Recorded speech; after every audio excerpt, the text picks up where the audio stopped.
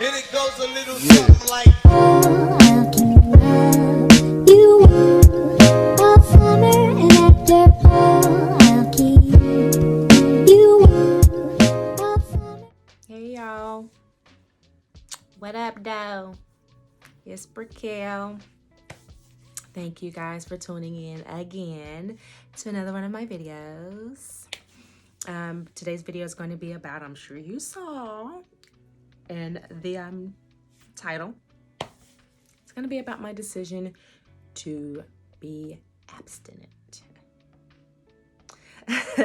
But before we get into the video, make sure you guys go ahead and like, comment, please comment. I love to read comments. Subscribe, please subscribe. Let's get these numbers up, and share this video and turn on your notifications so that you are notified whenever I do a video. All right, now that the good stuff's out the way, let's start with the video. So today's video, my decision to wait for sex until marriage. Yes, you read it right in the thumbnail. It has been 6 years. 6 years. Now, a lot of people I know who know or, about my decision, they always have questions. Why? How? What? Or they be like, girl, good luck. Good luck with that. Couldn't be me. A lot of people don't understand it. But, I made the decision after my last relationship. Well, relationship before last. Because of a lot of reasons. God had been convicting me about it for years before I finally settled on it. Since about 2008, I think, is when he started convicting me on it. And I would always try to negotiate. I'd be like, all right, God, so what if it's not to marriage? Because I don't know if I'm gonna be married. That was before. What if it's like I just gotta be in a relationship? What if I just do no more like situationships or friends with benefits? What if it's like when I'm in a relationship with somebody? That didn't work. So okay. And maybe it's not like just in a relationship, any relationship. What if it's like, what if I do the 90-day rule thing that Steve Harvey was talking about? Like, what if I make him wait 90 days? That at least lets me know that he's serious, and so, we love each other. That didn't work either. Okay, so what if I wait until I'm with somebody who I believe that I'm gonna marry? And, that way I'm not just out here giving it up. Like, what if I just, when we feel like we're in a space where we talk about it, or like I feel in my gut that we're gonna get married, or they are, could possibly be the one. What if I just wait till the end? That didn't work either. So, each of those relationships failed, doing it my way. So, there's that. So one of the reasons that I decided to wait was I was just tired of giving it to guys who didn't deserve it, guys who mishandled it, guys who didn't appreciate it. I was just tired of just giving it away, and I'm like, then I won't have anything special to give my husband on our wedding night. Like, that used thing. Like, I got tired of just giving it to guys who didn't appreciate it and who hurt me. So I was like, fine, I won't do it no more. I'll wait. I can wait. And then the other reason was because once I started the journey and started learning about soul ties and how serious they are, I didn't want that, because my relationship before last, which is a relationship that I was like, okay, we're done. That's it. No more sex. It took me a long time to get over that guy. It took me like 2 years, maybe 3, to actually get him out of my system.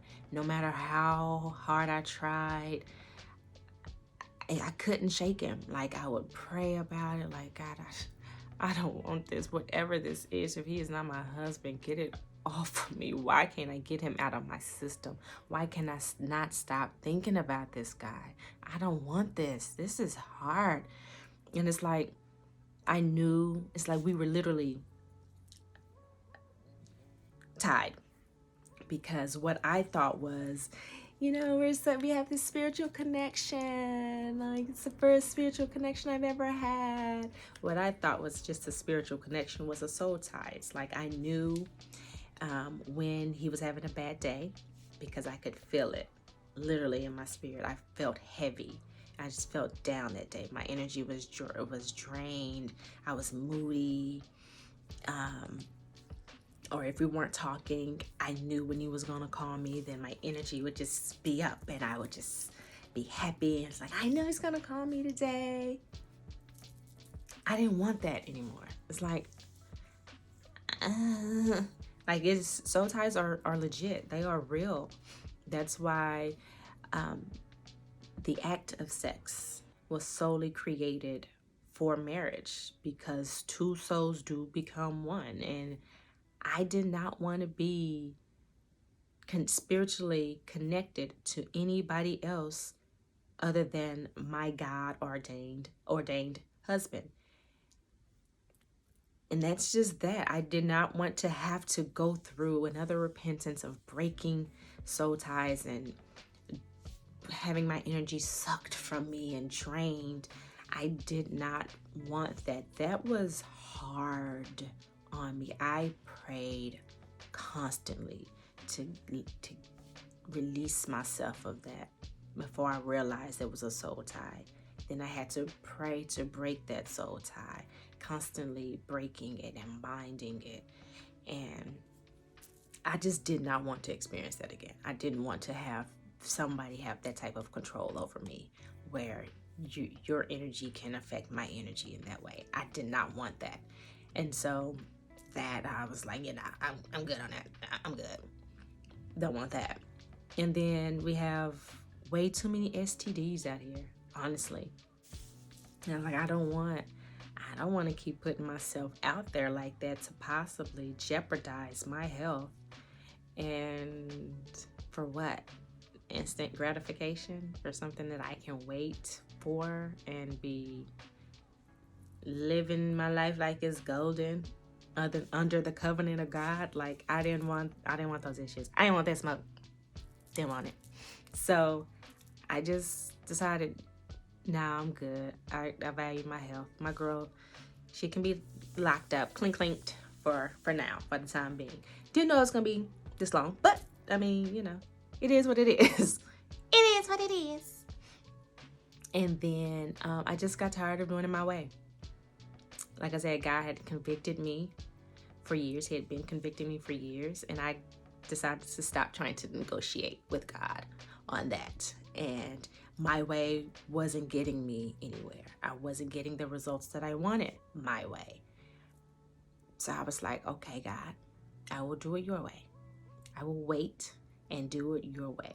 I will wait for the husband that you have purposely created for me. And that's what I have dedicated myself to doing, waiting for God. And through that, I had to learn that not everybody is going to understand it. Not everybody does understand my decision. I have many people like, you still ain't? But what's gonna happen if you wait and it ain't good? Like, then you been waited all this time and you married now. You can't just break up and it ain't good. Or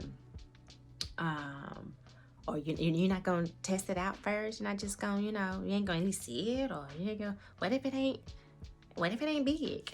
I'll be open with y'all. This is what they tell me. What if it ain't big? Like, what if they can't satisfy you, or you ain't gonna do nothing? Like, do you masturbate? You got toys? What do you do when, you start feeling in some kind of way? What happens? Like, these are the questions that people ask me. And so here are my answers to those questions. Do I masturbate? No, I do not. I had to get rid of all of my toys, vibrators, because that's still, for me, it's still inviting the spirit of lust. And I started out, early on, I thought I could still at least pleasure myself. And I was convicted there as well. And I was like, no, you don't need to lust for nobody. No lust for you. So, threw them all away. So that's short and sweet. No, I do not. I've been asked, and then how do you, deal with the lonely days?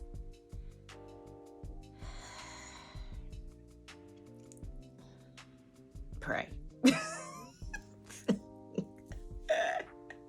I pray. No. Okay, so it's not even, it's 6 years for me. So it's gotten a lot easier. Granted, it's way easier when you're not dating anybody. So luckily for me, I don't just go out randomly dating people. I date with purpose. If there's nothing there, if I don't see us going anywhere, if I don't see myself marrying you, if I don't feel, if the spirit is not telling me that you're it, I don't feel a need to just go out to say I'm going out with somebody. That's not me. So luckily, I don't have to deal with that type of temptation anymore. I watch. I guard my eyes, guard my ears, guard my mind. That's it. Like, I've had to unfollow people on social media that create lust. And it's not even purposely. It may just be somebody that I find very attractive. And I'll be like,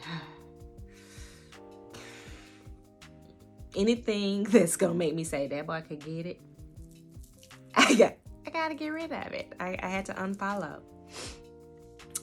Music that I listen to, and I love music. Anybody who knows me knows that I am a music lover of almost all kinds. Don't do heavy metal, but almost all kinds. And I love music. And so I've had to kind of, shift some of the music that I listen to and put that on like after I'm married playlist. So, and stuff that I watch. If I'm watching anything sexual and it gets a little too, I literally feel like a schoolgirl because I have to look away. I fast forward through it. Like, I can't watch it. I just literally have to guard my mind, my eyes, my ears, my spirit. I have to guard it, keep it on guard so that I'm not creating any temptation, so that I don't awaken her. And if and when she does get awakened, she does still get awakened, then, I try to switch the thoughts, whether it's singing ABCs in my head,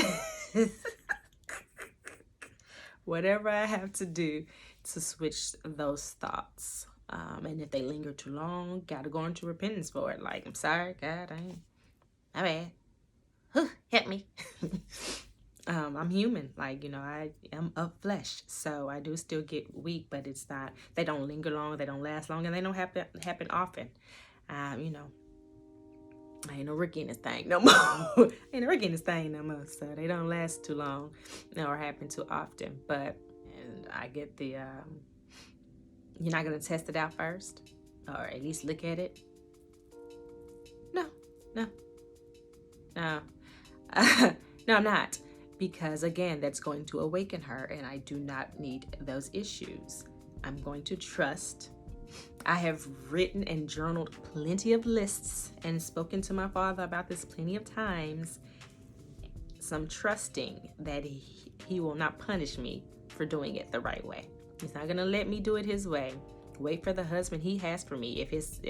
And the husband be somebody who can't satisfy me, especially if we're supposed to be fruitful and multiply.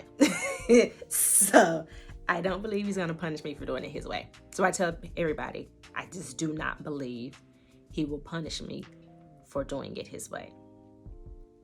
And I have to tell people a lot of the time, like, when you're in a relationship, sex is good when it's passionate, when there's love behind it. That's when it's the best. It's not just about the act and the physical feeling of it. Sex is great when there's fire and desire. You heard Tina and Rick James. You heard them. Yeah? Come through, Tina. Come through, Rick. So I believe the love that my husband and I will share, I believe the passion, and I believe the covering that we will have will make it all the better. So I'm not worried about that at all, in the least.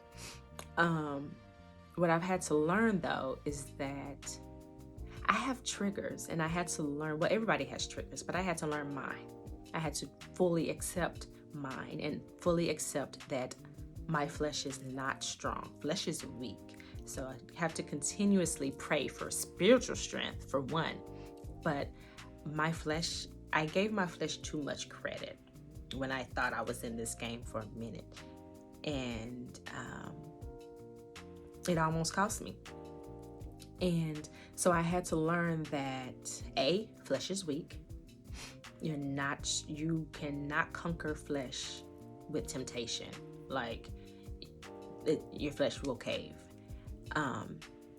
So I had to learn my triggers. And I had to set boundaries for my next relationship. And I'm trusting and believing that that relationship will be my husband, and he will understand and respect those boundaries, because that is the only thing that is going to keep that relationship and this goal and this journey of abstinence, for me, successful, is learning your triggers, setting boundaries. And I've had to set boundaries so that, we don't have them issues. We don't have those issues no more. Like I said, everyone's not going to understand your journey, but it has definitely taught me how to weed out the men who are not for me, to weed out those who say, they may say, yeah, I respect that. But the second I cave, or, if I were to cave, they would not hold me accountable and be like, no, babe, come on.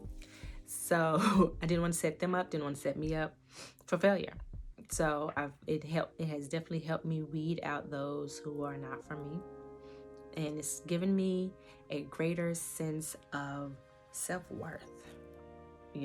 Like, girl, you are a prize. What are you talking about? He who findeth a wife findeth a good thing and obtains favor from the Lord. You are the favor. No. But seriously, like, it's given me a greater sense of self-worth, and it's taught me how to be unapologetic about my convictions, and understand that my conviction is not everybody else's. As long as they respect it, we're fine. Or can't judge you for not having my convictions. Just know that I'm firm on mine. Is what I've had to come into. It's being solid with who I am and what my decisions are. And that's really all that I have for you guys today. I think this is a shorter video. I think we're right at 20 minutes. But I hope you guys enjoyed this video. If you have any questions, or you need any advice, or want to give me any advice, please feel free to leave your comments below. I love reading comments. I love seeing comments on my videos. So make sure, again, you do what? I can't hear you. Like, comment, subscribe, share this video, and turn on your notifications. You do not want to miss what I have coming for you guys. I'm so excited about it. Again, if you have not checked out Broken to Bride, my short film, please go out and go over and check that out. I'll link that somewhere here. And because we have some great things, or I have some great things in store for you, that's connected with Broken to Bride. And I look forward to hearing from you guys, and I look forward to talking to you guys in the next video. Until then, you guys have a grand old time, and love and light, you guys. I will holler at you later.